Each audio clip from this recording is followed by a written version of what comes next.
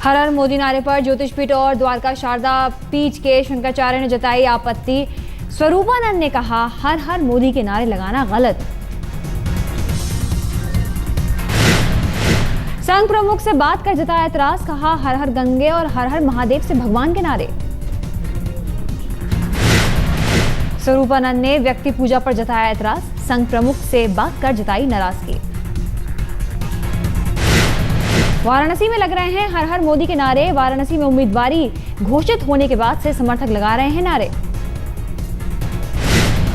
JDU अध्यक्ष शरद यादव भी जता चुके हैं हर हर मोदी नारे पर एतराज, कहा ईश्वर के बजाय बीजेपी में हो रही है व्यक्ति पूजा।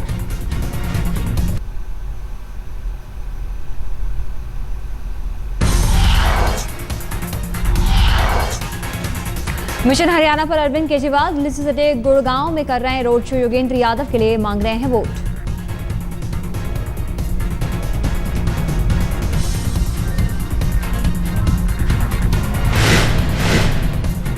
गुड़गांव से पहले रेवाड़ी में केजरीवाल ने किया रोड शो। दारूहेड़ा में भगत सिंह की मूर्ति पर चढ़ाई माला।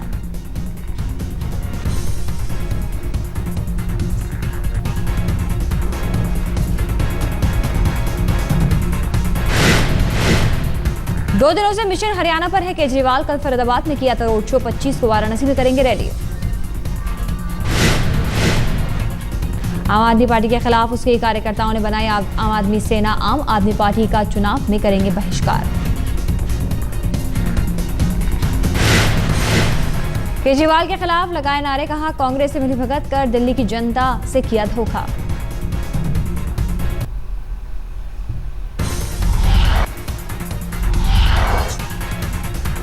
चुनाव से पहले पुलिस का बड़ा ऑपरेशन। इंडियन मुजाहिदीन के 4 आतंकी गिरफ्तार। दिल्ली और राजस्थान पुलिस के ज्वाइंट ऑपरेशन में पकड़े गए आतंकी। 50 किलो का विस्फोटक भी बरामद। यासीन भटकल का सहयोगी वकास जयपुर से पकड़ा गया। मुंबई और पुणे धमाकों में थी तलाश। जोधपुर से पकड़ा गया आतंकी साकिब। चुनाव में बड़ी घटना को अंजाम देने की थी साजिश। एक आतंकी फरार। अभी सर्च ऑपरेशन जारी। आईबी ने दिया था अलर्ट। 5 दिन पहले से चल रहा था ज्वाइंट ऑपरेशन।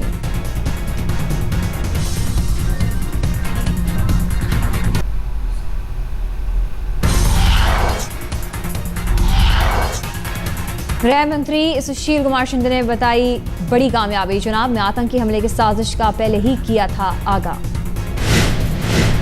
आतंकी वकास पर 10 लाख का रखा था इनाम। एनआईए को काफी समय से थी तलाश। इंडियन मुजाहिदीन के संस्थापक भटकल बंधुओं का करीबी है वकास। पाकिस्तान का रहने वाला है। असली नाम है अहमद जावेद। आईईडी ब्लास्ट का एक्सपर्ट है वकास। आतंकियों को देता था धमाके की ट्रेनिंग।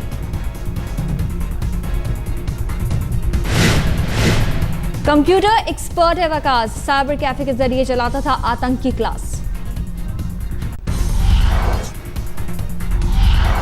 बाड़मेर की सीट को लेकर बागी हुए जसवंत राजनाथ के बयान से नाराज हुए। कहा कोई फर्नीचर नहीं हूं जो पार्टी कर देगी एडजस्ट।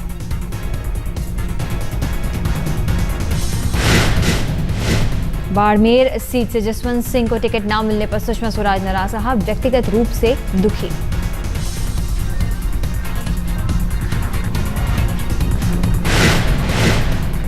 कोई ना कोई कारण रहा होगा, क्योंकि ये वो टिकट है जो चुनाव समिति में तय नहीं हुई थी, बाद में तय हुई है। कारण कोई ना कोई रहा होगा, लेकिन मुझे स्वयं को व्यक्तिगत रूप से इस निर्णय से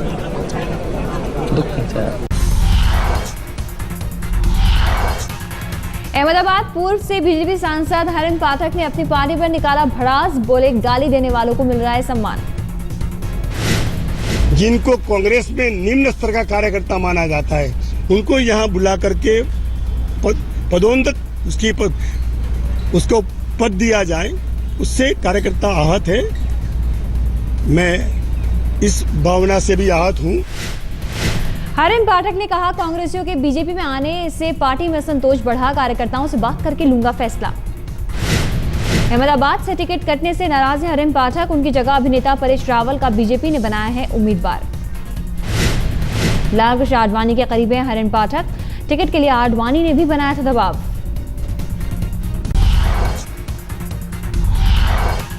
दिल्ली के रामलीला मैदान में आज दुनिया का सबसे बड़ा योग महोत्सव होगा, जिसमें स्वामी रामदेव के साथ नरेंद्र मोदी भी मंच साझा करेंगे। योग महोत्सव में बाबा रामदेव के अलावा मुरारी बापू और रमेश भाई ओझा के अलावा देश के कई बड़े संत होंगे शामिल। योग महोत्सव का आयोजन भगत सिंह, राजगुरु और सुखदेव की शहीदी दिवस के उपलक्ष्य में किया जा रहा है। तमाम संत और मोदी शहीदों को श्रद्धांजलि देंगे। योग महोत्सव में एक मेमोरेंडम भी पेश किया जाएगा, जिसमें तीनों महापुरुषों को शहीद का दर्जा दिए जाने की सिफारिश होगी। ये मेमोरेंडम राष्ट्रपति को भेजा जाएगा। योग महोत्सव इसलिए भी अहम है क्योंकि हाल ही में बीजेपी से बाबा रामदेव के फासले की खबरों के बाद बाबा रामदेव मोदी के साथ मंच साझा कर रहे हैं।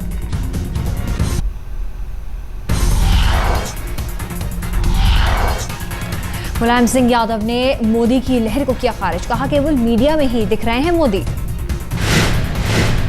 आजमगढ़ की उम्मीदवारी पर बोले मुलायम, जिला इकाई ने दिया था लड़ने का प्रस्ताव। चुनाव प्रचार में जुटे चाचा भतीजा शरद पवार और अजीत पवार ने नवी मुंबई में किया प्रचार। मदुरई में करुणानिधि के बेटे अलागिरी से मिले एमडीएम के नेता, वाइको लोकसभा चुनाव के लिए मांगा समर्थन। अलागिरी को पार्टी से निकाल चुकी है डीएमके, अलग पार्टी बनाने की तैयारी में है अलागिरी।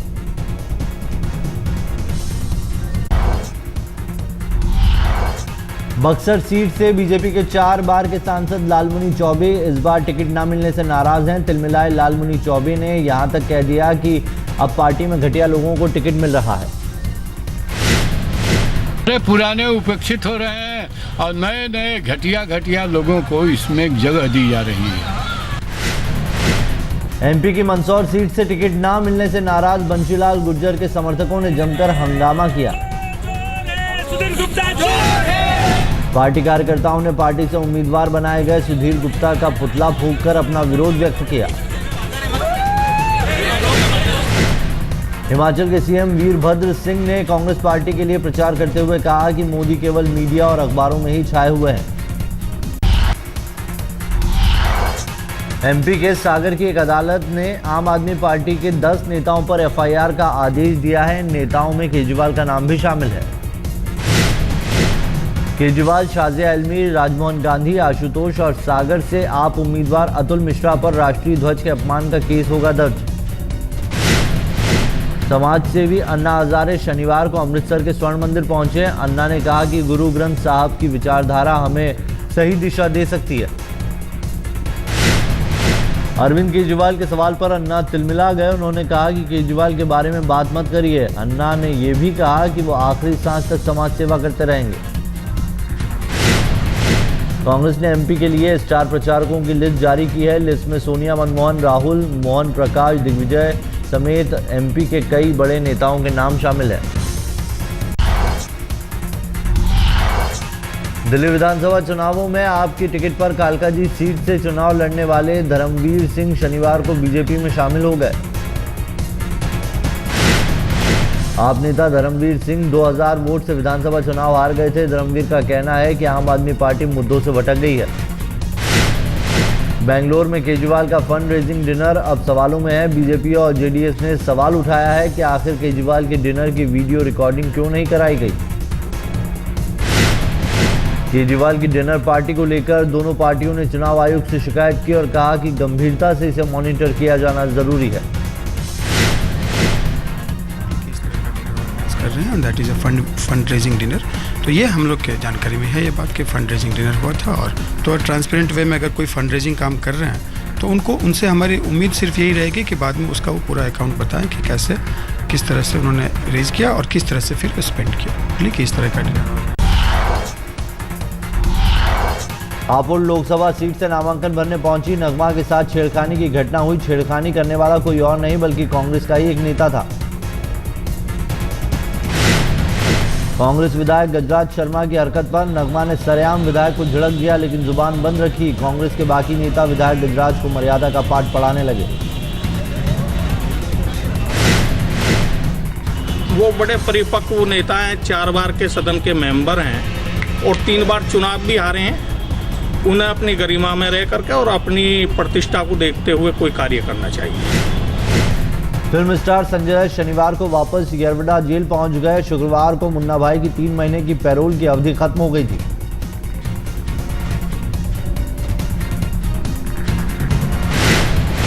संजय दत्त के येरवडा जेल के लिए निकलते ही पत्नी मान्यता दत्त रो पड़ी। मान्यता की बीमारी के आधार पर ही कोर्ट ने संजय दत्त को पैरोल दिया था।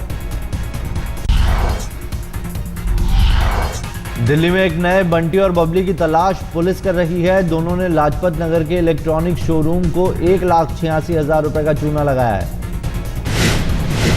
दोनों ने शोरूम में घंटों तफसील से बिताकर 2 एसी, 1 फ्रिज और 2 एलईडी खरीदे और पैसे एक लोन क्रेडिट कार्ड से कर डिलीवरी भी ले ली। शोरूम को बैंक से पैसे नहीं आए। जांच की तो पता चला कि क्रेडिट कार्ड लोन था और जिस पते पर सामान भिजवाया गया था वो भी फर्जी था। पुलिस के हाथ मामले में अब तक खाली है। शोरूम की सीसीटीवी फुटेज की तस्वीरें ही आरोपियों तक पहुंचने का एकमात्र सुराग है।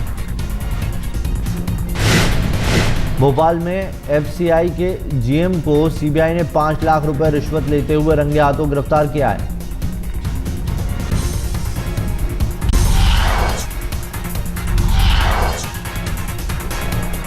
थाने में महिला का एक अंग काटा, वैश्यवृत्ति करने से किया था मना।